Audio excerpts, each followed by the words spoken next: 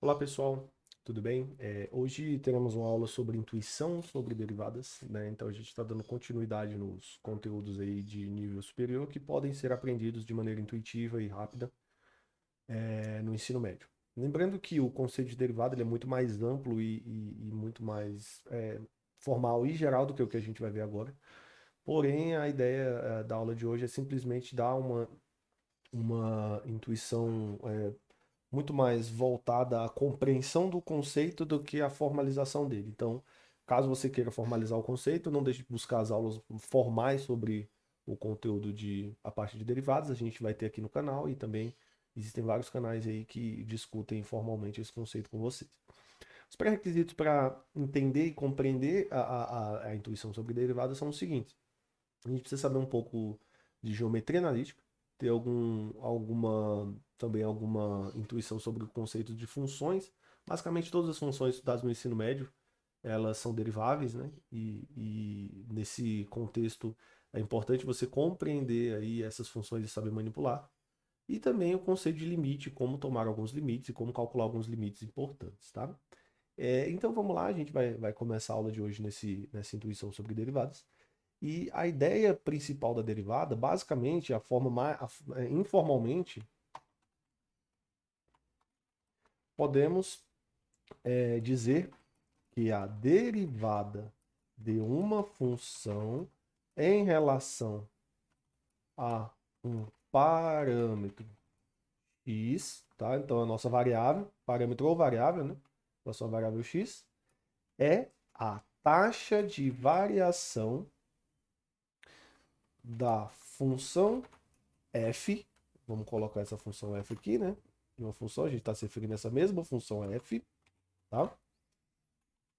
Taxa de variação da função f em relação a uma variação, vou botar essa palavra entre parênteses, infinitesimal do parâmetro x, tá? Então você fala, tá, Felipe, beleza, você escreveu aí, não entendi nada. Tá, a gente vai discutir aqui para que você consiga entender esse conceito. Isso aqui está sendo explicado de maneira muito informal, tá, pessoal? O conceito de derivada ele é muito mais amplo do que isso, ele pode ser definido em outros contextos, em outras disciplinas, em outras construções matemáticas. Então, para a gente aqui, partindo dos nossos conhecimentos de ensino médio, a gente vai tentar entender a derivada sobre como se ela fosse isso aqui, tá? E aí a primeira coisa que você tem que lembrar é como determinar a taxa de variação de um parâmetro em relação ao outro, né? Então, suponha que a gente tem uma função f de x, tá? Suponha que a gente tem uma função f de x. A taxa de variação que a gente vai determinar como a letra, essa aqui é a nossa função, a taxa de variação,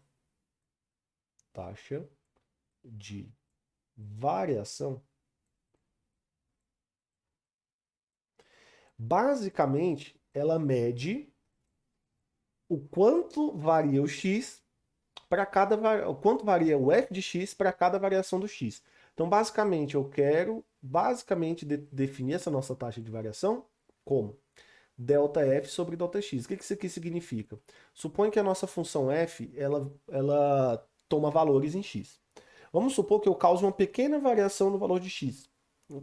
Uma variaçãozinha no valor de x. Como essa variação em x vai ser percebida na mudança que a função f ela vai sofrer. Então vamos dar um exemplo aqui para a gente ver o que seria a taxa de variação. Então eu vou chamar a taxa de variação de t maiúsculo, tá? T vai ser a nossa taxa de variação, tá? Vai ser o nosso ΔF sobre ΔX. E depois a gente vai dar uma intuição geométrica sobre o que é a derivada, tá? Mas isso vai vir em outro vídeo, tá? Essa vai ser a nossa taxa de variação.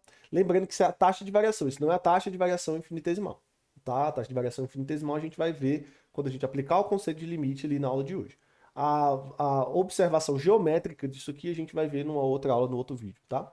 E aí vamos fazer aqui um exemplo curtinho para a gente ver o que seria essa taxa de variação. Para a galera que estudou geometria analítica, vocês viram que isso é o coeficiente de uma reta tangente, né? O coeficiente de uma reta, na realidade, né? O coeficiente angular de uma reta. Nesse caso aqui, quando a gente for estudar a parte geométrica, o coeficiente angular que a gente vai estar se referindo vai ser o coeficiente angular da reta secante que toca a função em dois pontos. Tá? Vai ser isso para a gente a taxa de variação. Mas como a gente não está tentando dar uma intuição geométrica ainda, a gente vai simplesmente considerar o exemplo de uma taxa de variação comum aqui. Por exemplo, vamos calcular a taxa de variação. Exemplo. Suponha que a nossa função é f de x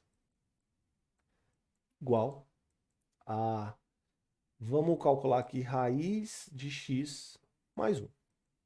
Tá? Essa é a nossa função. Beleza?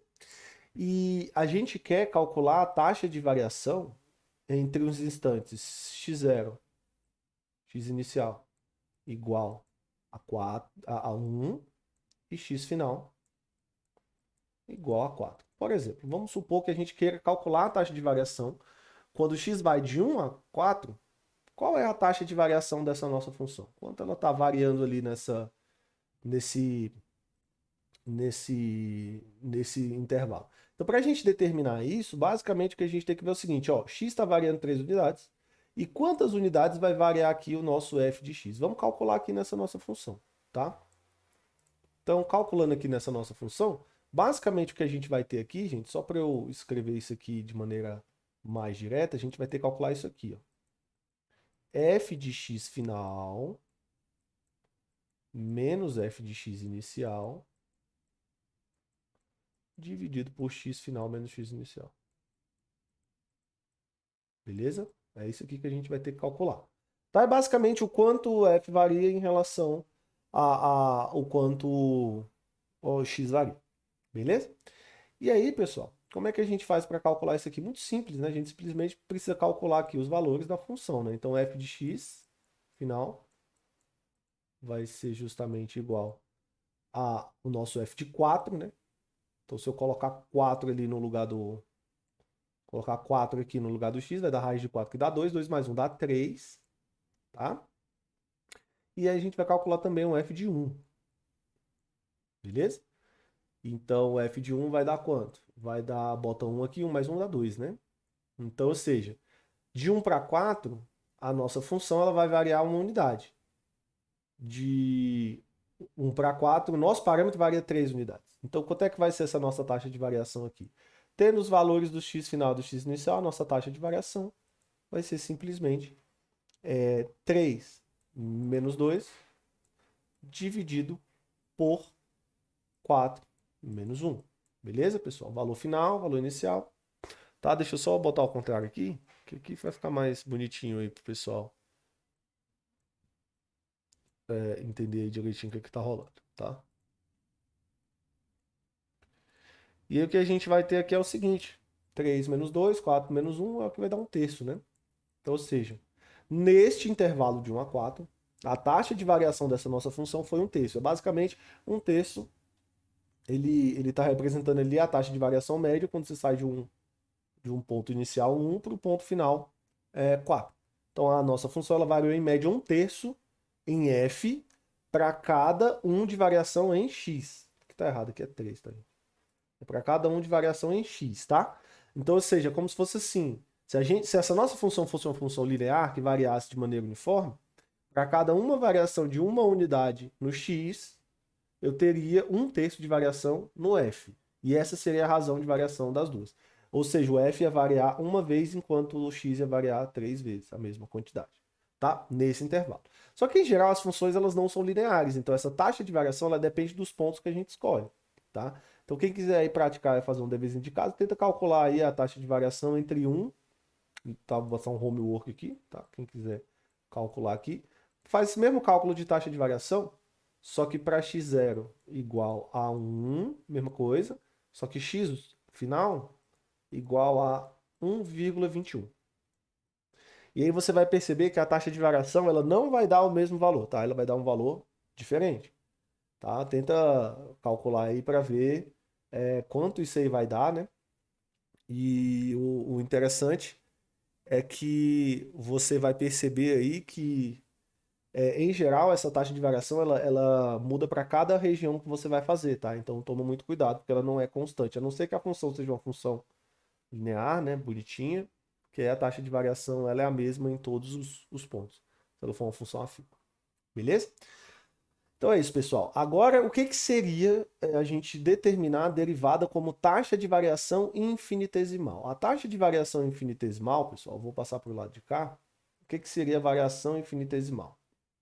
Deixa eu colocar aqui. Taxa de variação infinitesimal. Então, a taxa de variação infinitesimal seria aplicar o limite de quando... o seguinte limite, na realidade, né? O seguinte limite na taxa de variação mostrada anteriormente, tá? Então, se você for capaz de aplicar esse limite aqui, ó, limite de x final tendendo ao x inicial, de f de x final, tá? Menos f de x inicial sobre x final menos x inicial. Se você conseguir aplicar esse limite, perceba que esse limite aqui ele vai dar uma divisão por zero. Isso aqui é igual f' de x, tá? Que a gente chama isso de... Só que aqui a gente vai estar tendendo o x ao x0, né? Só que aqui, ó, a gente está tendendo o xf a x0, a gente vai ter isso aqui, ó, tá? Derivada da função no ponto inicial. Beleza, pessoal? Então, quando a gente faz essa